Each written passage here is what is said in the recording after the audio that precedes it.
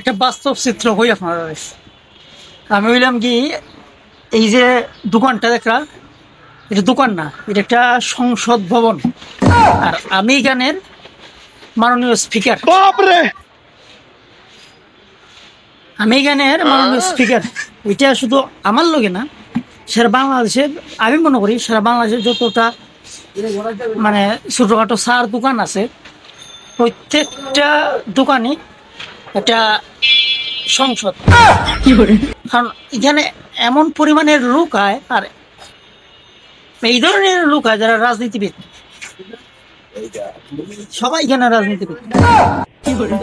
আর প্রত্যেকটা দোকানের মাজন স্পিকার,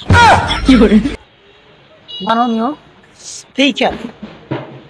তারা খালি শুনে, স্পিকারে খালি শুনে। আর এই যে মানুষগুলা পার্টির সমন্বয়ক, লীগ, সমাজপতি, সমাজসেবক, বিভিন্ন পার্টির লোক এখানে বইয়া তারা সংসদ পরিচালনা করে। আর আমি শুধু তারা সময় দিই যে আপনাকে যখন 5 মিনিট আপনার বক্তব্য শুরু করেন, আপনাকে 10 মিনিট আপনার বক্তব্য শুরু করেন।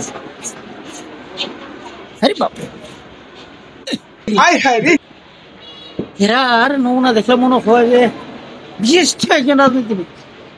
যদি এরা থাকতো না জানি কি হলো। হাই রে বাবা, এর কথাবার্তা শুনলে পরে মনে হয় যে না বা একটা আবার একটা রাজনীতির ময়দান হইব।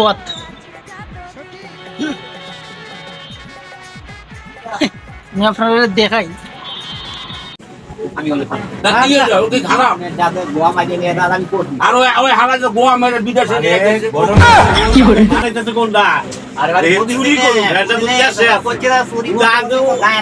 বাইরে নিয়ে গেছে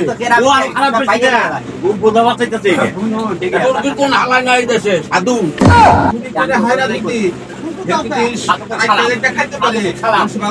অবশ্যই ভালো না।